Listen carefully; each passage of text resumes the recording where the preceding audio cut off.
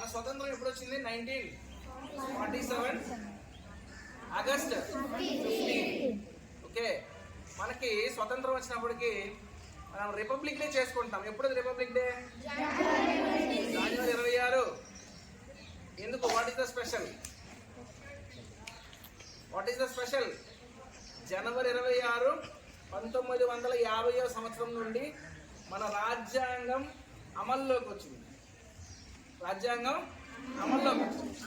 అయితే మరి నవంబర్ 26 ఇదేంటి స్పెషల్ అంటే రాజ్యాంగాన్ని మనం దేశానికి సమర్పించిన రోజు, అమల్లోకి వచ్చిన రోజు జనవరి 26 అయితే నవంబర్ 26 1949 మన రాజ్యాంగాన్ని మనం ప్రజలకు సమర్పించిన రోజుగా మనం దీన్ని ఇండియన్ కాన్స్టిట్యూషనల్ డేగా జరుపుకుంటాం. ఈరోజు మనం ఇంత హ్యాపీగా, ఫ్రీగా, హాయిగా ఉన్నాము అంటే దానికి కారణం ఏంటి అంటే మన స్వతంత్రం వచ్చిన తర్వాత మనకి రాజ్యాంగంలో చూడండి రిజర్వేషన్స్ అన్నీ ఉన్నాయి కదా. ఈ రిజర్వేషన్స్ అని అంటే అందరూ సమానంగా ఉండాలి, అందరికీ సమాన అవకాశాలు రావాలి. తర్వాత ఏంటంటే ఈ తారతమ్యాలు అనేవి ఉండకూడదని ఈ రాజ్యాంగాన్ని రచించడం జరిగింది. దాన్ని మనం 1949 నవంబర్ 26న సమర్పించడం జరిగింది. దాన్ని గుర్తు చేసుకొని మనం ఏం చేస్తాం? ఈ ఇండియన్ కాన్స్టిట్యూషనల్ డేని సెలబ్రేట్ చేసుకుంటాం. అది అండర్స్టాండ్ ఎవరివన్? ఈ సందర్భంగా రాజ్యాంగం రాయడానికి ఎన్ని రోజులు పట్టింది తెలుసా మీకు? 2 సంవత్సరాల 11 నెలల 18 రోజులు పట్టింది ఆ బుక్ తయారు చేయడానికి. 2 సంవత్సరాల 11 నెలల 18 రోజులు.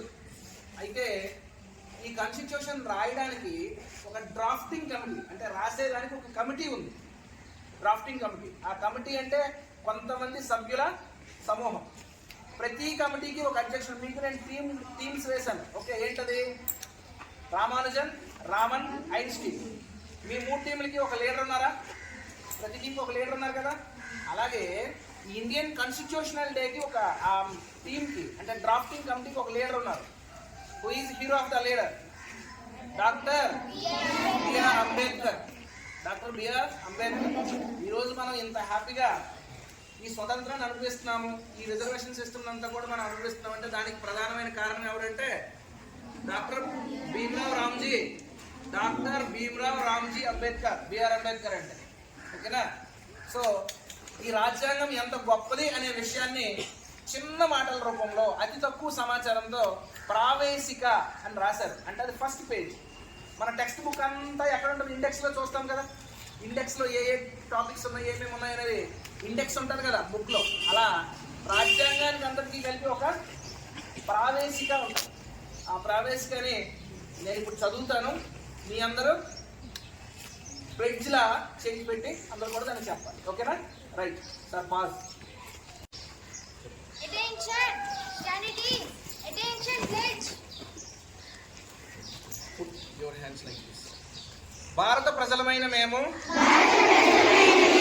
భారతదేశాన్ని సర్వసత్తాక సామ్యవాద లౌకిక ప్రజాస్వామ్య గణతంత్ర రాజ్యంగా నిర్మించుకోవడానికి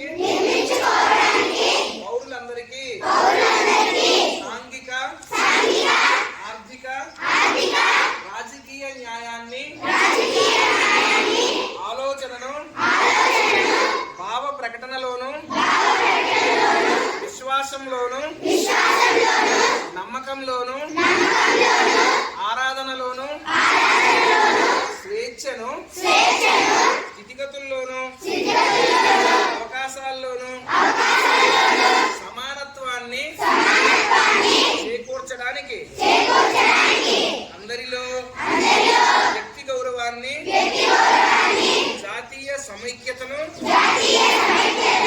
సంరక్షిస్తూ సౌభ్రాతృత్వాన్ని పెంపొందించడానికి 1949 నవంబర్ 26న రాజ్యాంగ పరిషత్లో తీర్మానం చేసుకొని శాసనంగా రూపొందించుకున్న ఈ రాజ్యాంగాన్ని మాకు మేము సమర్పించుకుంటున్నాం.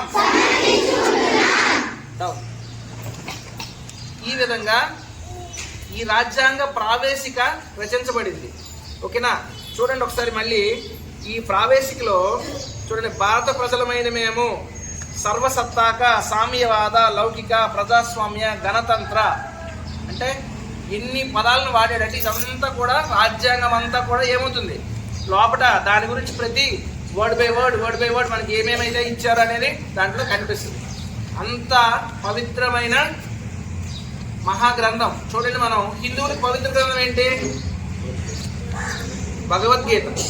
ఓకే, అట్లాగే క్రైస్తవులకి బైబిల్, ముస్లిమ్స్కి ఖురాన్, భారతదేశానికి రాజ్యాంగం.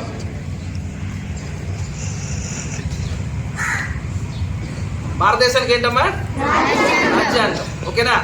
ఓకే, సో అందుకు మనం దీన్ని ఏం చేయాలి? చాలా ఈరోజు ఇది మనం సెలబ్రేట్ చేసుకుంటున్నాం. ఓకేనా?